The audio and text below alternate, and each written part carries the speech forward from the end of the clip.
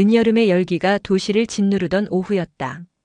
아스팔트 위로 아지랑이가 피어오르고 사람들은 그늘을 찾아 급히 걸음을 옮겼다. 은하 씨는 조수석에 앉아 창밖을 바라보며 손수건으로 목덜미를 닦았다.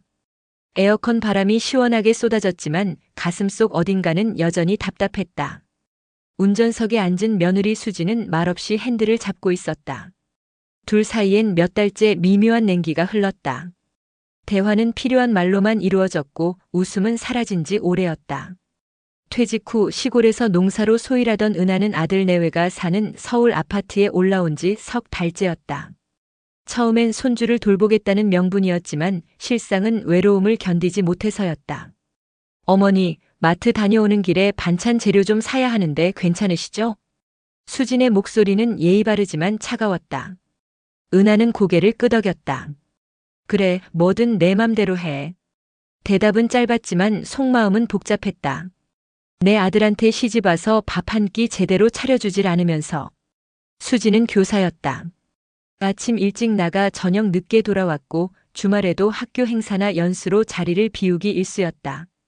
은하의 눈에 그런 며느리는 도시 여자 특유의 냉정함으로 보였다. 집안일엔 무심하고 시어머니에겐 형식적인 존댓말만 건넬 뿐이었다. 반면 수지는 은하의 간섭이 숨막혔다. 김치 담그는 법, 청소하는 순서, 아이 재우는 시간까지 하나하나 지적당하는 게 견디기 힘들었다. 마트 주차장에 차를 세우고 수지는 가방을 뒤적이다 얼굴이 굳었다. 어머니, 죄송한데 카드를 집에 두고 왔네요.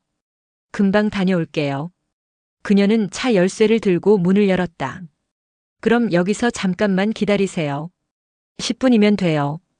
은하는 짜증스럽게 한숨을 내쉬었다. 에휴, 그것도 챙기질 못하고. 하지만 수지는 이미 차 밖으로 나가 문을 닫았다. 그 순간 자동차 문이 찰칵 소리를 내며 잠겼다. 시동도 함께 꺼졌다. 은하는 멍하니 손잡이를 당겼지만 꼼짝도 하지 않았다. 다시 한 번 더 세게 당겨봤다. 여전히 열리지 않았다. 이게 무슨... 은하는 창문을 두드렸다. 하지만 수지는 이미 주차장을 벗어나 멀어지고 있었다. 뒷모습은 어딘지 서두르는 것 같았다. 은하는 불안한 예감에 휴대폰을 꺼냈다. 하지만 배터리가 5%밖에 남지 않았다. 아들에게 전화를 걸려다 말았다. 괜히 애를 놀라게 할 필요는 없지. 금방 올 거야. 차 안의 공기는 빠르게 뜨거워지기 시작했다. 에어컨이 꺼지자 열기는 순식간에 들이닥쳤다. 창문은 모두 닫혀 있었고 은하는 손수건으로 얼굴에 땀을 닦으며 중얼거렸다. 이럴 리가 없는데. 시계는 오후 2시를 가리키고 있었다. 5분이 지났다. 은하는 차 안에서 손잡이를 반복해서 당겨봤다. 문은 열리지 않았다. 차 문은 잠금 장치가 작동하면 안에서는 열 수 없는 구조였다. 옛날 차들은 안쪽에 수동 잠금 장치가 있었지만 이 최신형 차는 모든 게 전자식이었다. 시동이 꺼진 상태에선 어떤 버튼도 작동하지 않았다. 은하는 주변을 둘러봤다. 주차장은 넓었지만 이곳은 구석진 곳이라 지나가는 이가 드물었다. 멀리 마트 입구 쪽에 사람들이 보였지만 너무 멀었다. 은하는 창문을 세게 두드렸다. 여기요. 사람 살려요. 하지만 아무도 돌아보지 않았다. 차 유리는 방음이 잘 되어 있었고 바깥 소음에 그녀의 목소리는 묻혀버렸다. 10분이 지났다. 차 안의 온도는 가파르게 상승하고 있었다. 밀폐된 공간에서 햇빛은 온실 효과를 일으켰다. 대시보드 위의 플라스틱은 뜨겁게 달아올랐고 가죽 시트는 피부에 닿으면 뜨거울 정도였다. 은하는 손수건으로 얼굴에 땀을 닦았지만 손수건은 이미 흠뻑 젖어 있었다. 그녀는 차 안을 살폈다. 물은 없었다. 아침에 마신 생수병은 집에 두고 왔다. 왜 하필 오늘? 목이 타들어가기 시작했다. 입술이 바짝 말랐고 혀가 입천장에 달라붙는 것 같았다. 은하는 침을 삼켜봤지만 침도 말라 있었다. 15분이 지났다. 숨이 차오르기 시작했다. 차 안에 산소가 줄어드는 건지 아니면 더위 때문인지 알 수 없었다. 은하는 깊게 숨을 들이마셨지만 공기는 뜨겁고 무거웠다. 폐가 타는 것 같았다. 그녀는 창문에 손을 대고 밀어봤다. 조금도 움직이지 않았다. 은하는 다시 손잡이를 당겼다. 힘껏 있는 힘을 다해 당겼다. 손잡이는 조금 움직였지만 문은 열리지 않았다. 그녀는 발로 문을 차봤다. 둔탁한 소리만 울렸을 뿐 문은 꿈쩍도 하지 않았다. 제발, 열려라. 은하의 목소리는 떨렸다. 20분이 지났다. 가슴이 답답해지는 걸 느꼈다. 심장이 빠르게 뛰었고 호흡은 거칠어졌다. 시야가 흐릿해지기 시작했다. 눈앞이 아른거렸고 귀에서는 이명이 들렸다. 은하는 머리를 흔들며 정신을 차리려 했다. 아니야, 이러면 안 돼. 정신 차려야 해. 그녀는 휴대폰을 다시 꺼냈다. 배터리는 3%로 떨어져 있었다. 떨리는 손으로 아들 번호를 눌렀다. 신호음이 1번, 2번, 3번 울렸다. 여보세요? 아들 준호의 목소리가 들렸다. 은하는 입을 열었다. 준호야. 목소리가 제대로 나오지 않았다. 목이 너무 말라 있었다. 나, 엄마야. 엄마? 무슨 일이세요? 목소리가 이상한데. 준호의 목소리엔 걱정이 묻어났다. 차에 갇혔어. 문이 안 열려. 은하는 간신히 말했다. 뭐라고요? 엄마 어디 계세요? 그 순간 휴대폰 화면이 깜빡이더니 꺼져버렸다. 배터리가 방전된 것이다. 안 돼. 제발. 은하는 휴대폰을 다시 켜려 했지만 소용없었다. 검은 화면만 그녀를 바라볼 뿐이었다. 그녀는 휴대폰을 떨어뜨렸다. 힘이 빠져나가는 게 느껴졌다. 25분이 지났다. 은하의 몸은 땀으로 흠뻑 젖어 있었다. 옷은 물에 빠진 것처럼 축축했고 머리카락은 얼굴에 들러붙었다. 그녀는 시트에 등을 기대고 눈을 감았다. 어지러웠다. 세상이 빙글빙글 도는 것 같았다. 그때 오래된 기억이 떠올랐다. 수십 년 전 은하가 25이었을 때 그녀는 시골 초등학교 교사였다. 어느 여름날 한 아이가 차 안에 갇힌 적이 있었다. 부모가 깜빡하고 문을 잠근 채 떠났고 아이는 30분 동안 차 안에 있었다. 발견됐을 때 아이는 의식을 잃었고 병원으로 실려갔다. 다행히 살았지만 뇌 손상을 입었다. 은하는 그때 생각했다. 어떻게 부모가 아이를 차에 둔 채 갈 수가 있지? 지금 자신이 그 아이가 됐다. 아이러니했다.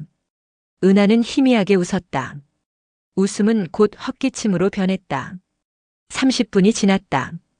은하의 의식은 점점 희미해졌다. 눈꺼풀은 납처럼 무거워졌고 손은 힘없이 무릎 위에 떨어졌다. 그녀는 마지막으로 창밖을 바라보았다. 햇빛이 너무 밝아서 눈이 부셨다. 저 멀리 사람들이 움직이는 게 보였다. 하지만 모두 너무 멀었다. 그들은 에어컨이 나오는 시원한 마트 안으로 들어가고 있었다. 수진이는 왜? 은하는 중얼거렸다. 목소리는 거의 들리지 않았다. 왜 이렇게 오래 걸리는 거지? 그녀는 그때까지도 이것이 실수라고 믿고 싶었다. 며느리가 설마 일부러 그랬을 리 없다고, 금방 돌아올 거라고. 하지만 마음 한구석에선 알고 있었다. 무언가 잘못됐다는 것을. 수진의 차가운 눈빛, 형식적인 말투, 그리고 오늘 아침 이상하게 서두르던 모습. 모든 게 의도된 것일지도 모른다는 생각이 스쳤다. 하지만 은하는 그 생각을 밀어냈다. 아니야. 설마. 35분이 지났다. 은하의 머리는 무겁게 앞으로 떨어졌다. 의식은 가물가물했고 호흡은 얕아졌다. 차 안의 온도는 이미 50도를 넘어섰다. 밀폐된 공간에서 인간이 견딜 수 있는 한계를 훨씬 넘어선 온도였다. 마지막 순간 은하는 시골집을 떠올렸다. 넓은 마당, 시원한 우물물, 여름밤 마루에 앉아 부채질하던 시간들. 그곳으로 돌아가고 싶었다. 혼자였지만 평화로웠던 그곳으로. 은하는 천천히 눈을 감았다. 세상은 점점 어두워졌다. 같은 시각 수지는 마트 건너편 카페 2층 창가에 앉아 있었다. 카페 이름은 오후의 속삭임이었다. 은은한 재즈 음악이 흐르고 에어컨이 시원하게 나왔다. 테이블 위엔 아이스 아메리카노 2잔이 놓여 있었다. 수지는 창밖을 내려다보며 주차장 구석에 세워진 자기 차를 바라봤다.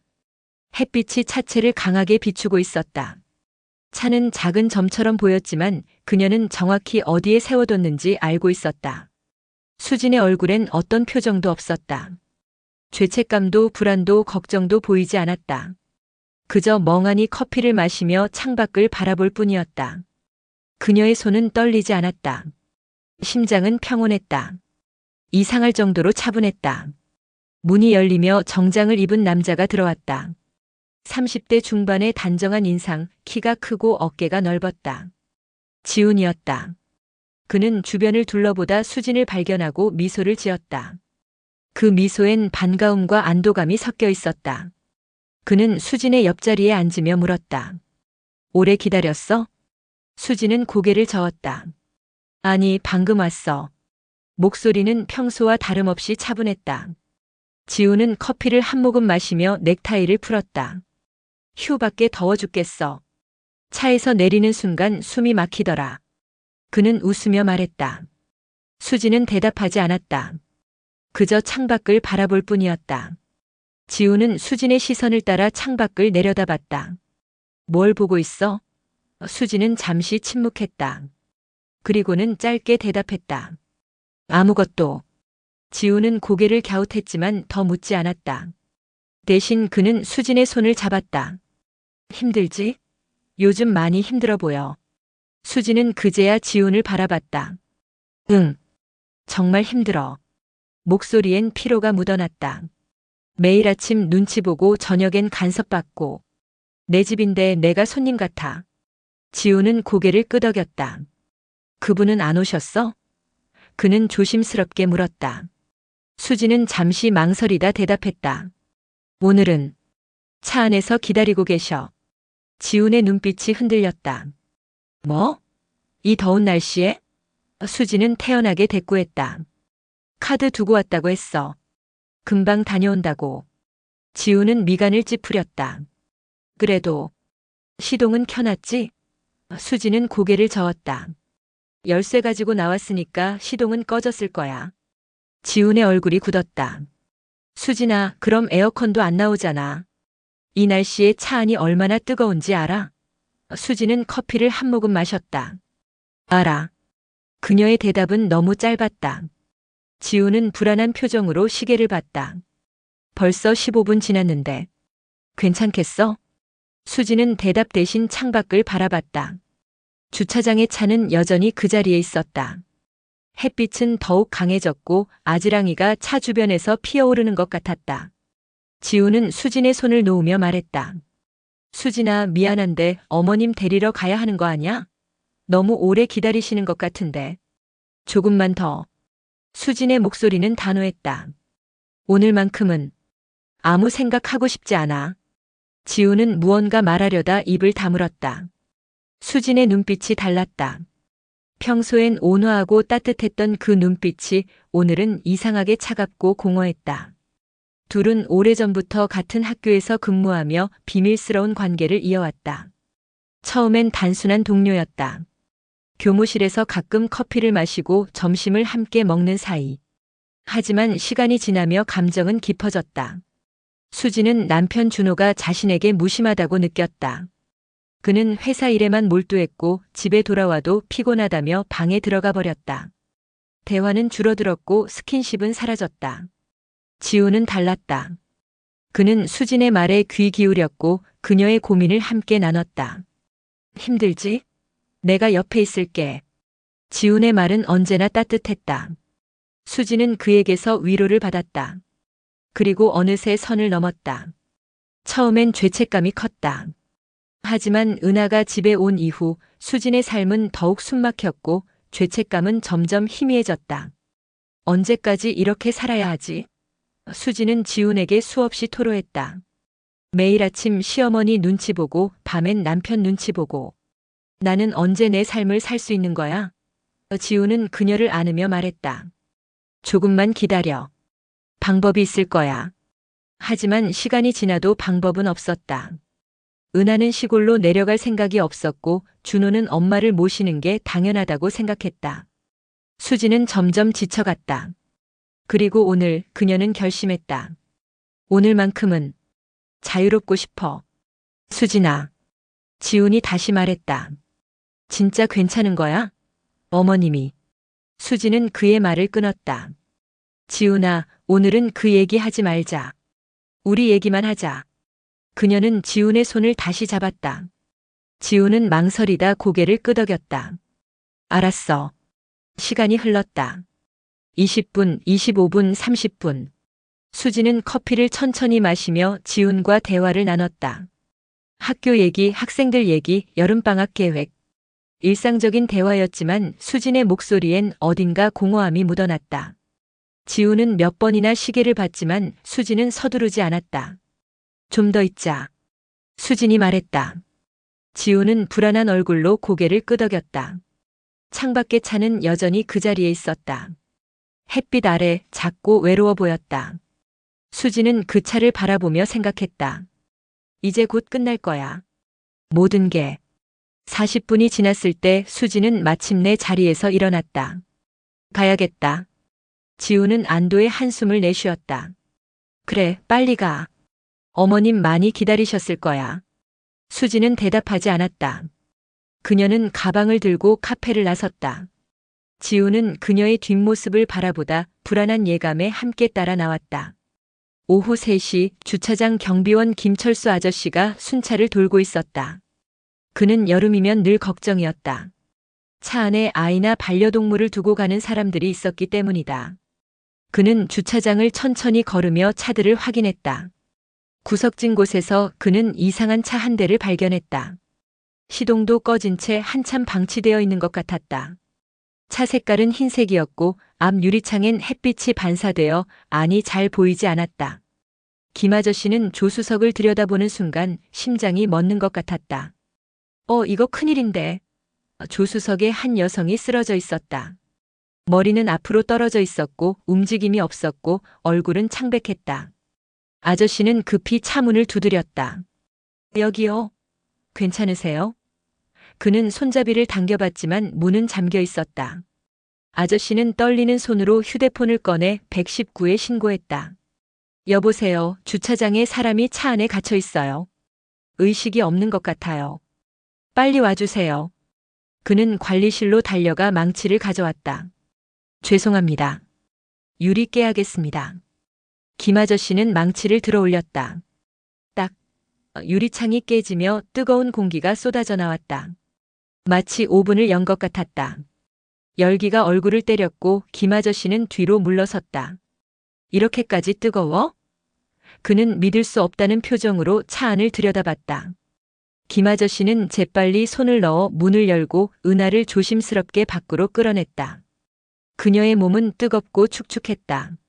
맥박은 약하지만 뛰고 있었다. 아직 살아계십니다.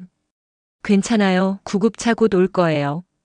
김 아저씨는 그녀를 그늘진 곳으로 옮기고 물병을 가져와 얼굴에 물을 뿌렸다. 구급차가 도착하고 구급대원들은 신속하게 은하를 들것에 옮기고 산소 마스크를 씌웠다. 체온이 40도가 넘습니다. 탈수와 열사병 의심됩니다. 빨리 병원으로 이송해야 합니다. 사이렌이 울리며 구급차는 출발했다. 그 순간 수진이 주차장으로 돌아왔다. 그녀는 멀리서 깨진 차 유리창과 모여든 사람들을 보았다. 발걸음이 멈춰졌다. 심장이 빠르게 뛰었다. 설마. 그녀는 천천히 다가갔다. 김 아저씨가 그녀를 보고 물었다. 이 차 주인이세요? 네. 제 차인데. 무슨 일이? 수진의 목소리는 떨렸다. 김 아저씨는 심각한 표정으로 말했다. 차 안에 여성분이 쓰러져 계셨어요. 방금 병원으로 실려갔습니다. 혹시 아는 분이세요? 수진의 얼굴이 하얗게 변했다. 그게 시어머니신데. 시어머니요? 김 아저씨의 목소리가 높아졌다. 어떻게 시어머니를 차 안에 두고 가신 겁니까? 이 더운 날씨에. 수지는 대답할 수 없었다. 주변 사람들이 수군거리기 시작했다. 저 여자가 시어머니를 차에 가뒀대. 세상에 어떻게 그럴 수가. 일부러 그런 거 아냐? 수지는 가방에서 휴대폰을 꺼내 떨리는 손으로 남편에게 전화를 걸었다. 여보.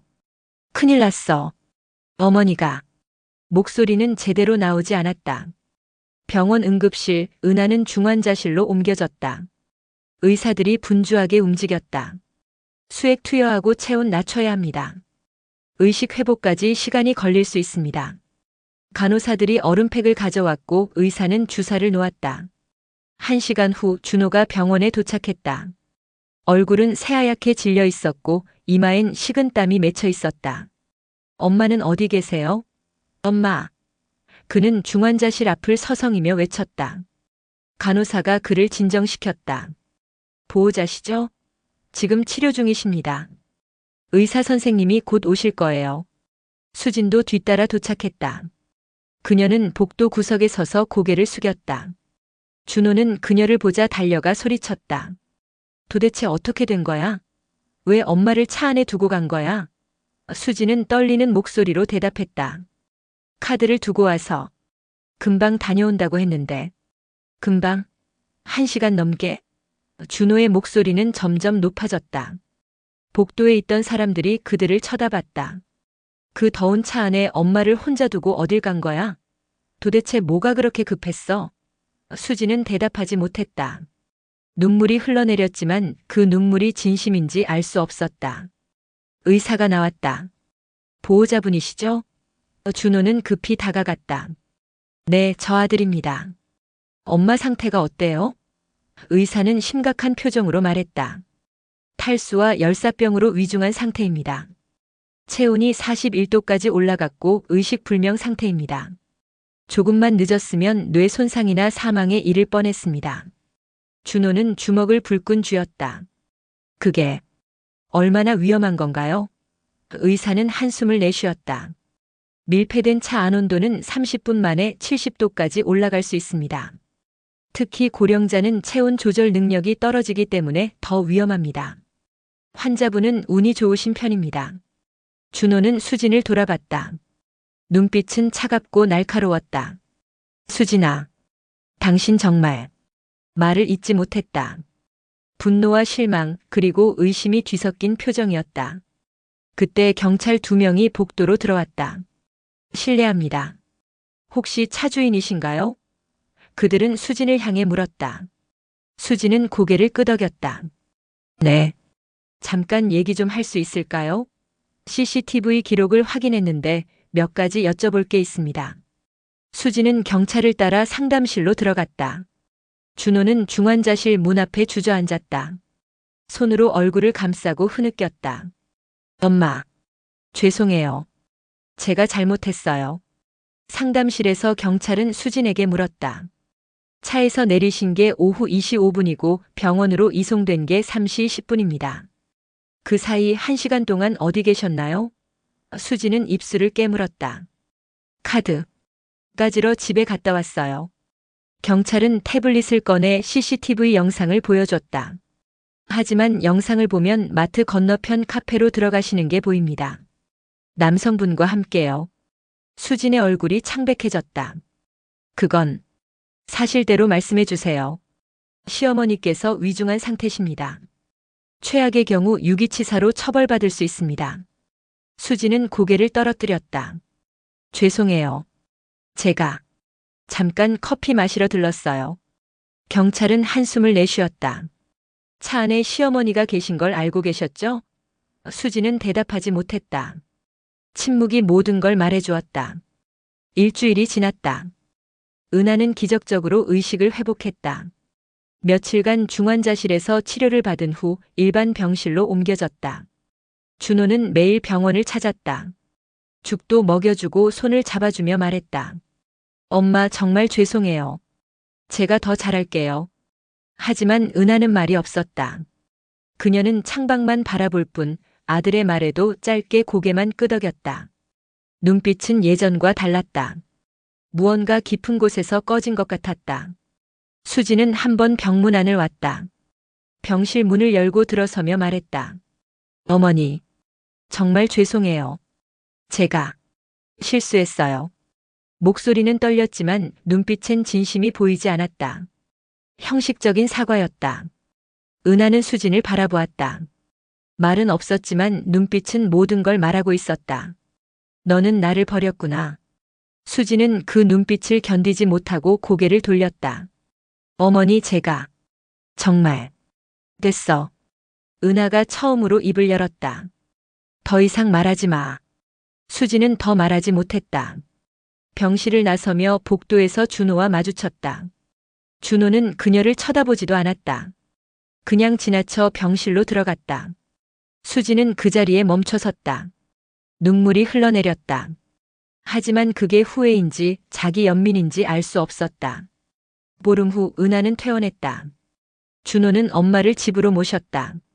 아파트로 돌아온 은하는 방에 들어가 문을 닫았다. 수지는 거실에 서서 방문을 바라봤다. 노크를 하려다 말았다. 용기가 나지 않았다. 다음 날 아침 은하는 짐을 싸고 있었다. 준호가 방에 들어와 놀란 표정으로 물었다. 엄마, 뭐 하세요? 나는 시골로 내려갈 거야. 은하의 목소리는 단호했다.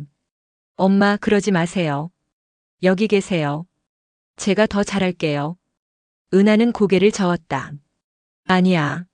나는 당분간 혼자 있고 싶다. 준호는 엄마의 손을 잡았다.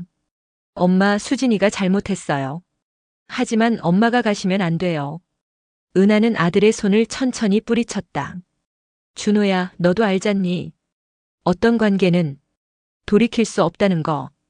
준호는 더 이상 말할 수 없었다. 그는 엄마의 짐을 들고 현관까지 따라갔다. 수지는 방에서 나오지 않았다. 은하는 현관문을 열며 마지막으로 뒤를 돌아봤다. 아들의 얼굴엔 눈물이 흘러내리고 있었다. 엄마, 자주 연락드릴게요. 그래. 건강해라. 그날 밤 은하는 시골집으로 돌아왔다. 집은 석 달간 비어 있어 먼지가 쌓여 있었다. 그녀는 창문을 열고 방을 정리했다. 오래된 집이지만 이곳이 편했다. 아무도 눈치 볼 필요 없고 간섭받지 않는 곳. 은하는 침대에 앉아 휴대폰을 켰다. 준호가 보내준 파일이 있었다. 엄마, 이거 블랙박스 영상이에요. 혹시 필요하실까봐. 은하는 잠시 망설이다 파일을 열었다. 영상이 재생됐다. 차에서 내리는 수진, 주차장을 벗어나는 뒷모습, 그리고 멀리서 남자와 만나 함께 웃으며 카페로 향하는 장면. 영상은 40분간 이어졌다. 수지는 카페 창가에 앉아 여유롭게 커피를 마시고 있었다. 그 시간 동안 차 안에선 은하가 죽어가고 있었다. 은하는 아무 말 없이 화면을 바라보았다. 분노도 슬픔도 느껴지지 않았다. 그저 공허함만 남았다. 영상이 끝나자 그녀는 화면을 끄며 희미하게 미소를 지었다. 그건 슬픔이 아니라 끝의 예감이었다. 사람의 마음은. 은하는 중얼거렸다. 언제나 가장 뜨거운 곳에서 식는다. 그녀는 USB를 서랍에 넣었다. 준호에게도 경찰에게도 보여주지 않을 것이었다. 그저 혼자만 간직할 비밀로 남길 것이었다. 복수도 용서도 하지 않을 것이었다. 그냥 끝내는 것이었다. 은하는 창밖을 바라보았다. 밤하늘엔 별이 총총히 떠 있었다. 도시에선 볼 수 없던 별들이었다. 귀뚜라미 소리가 들렸고 시원한 바람이 불어왔다. 이곳이 좋았다. 혼자지만 평화로웠다. 다음 날 아침 은하는 텃밭으로 나갔다. 석 달간 방치된 밭엔 잡초가 무성했다. 그녀는 호미를 들고 천천히 풀을 뽑기 시작했다. 땀이 흘렀지만 기분은 나쁘지 않았다. 흙 냄새가 좋았고 햇빛이 따스했다. 휴대폰이 울렸다. 준호였다. 엄마, 잘 도착하셨어요? 응, 잘 도착했어. 엄마, 정말 죄송해요.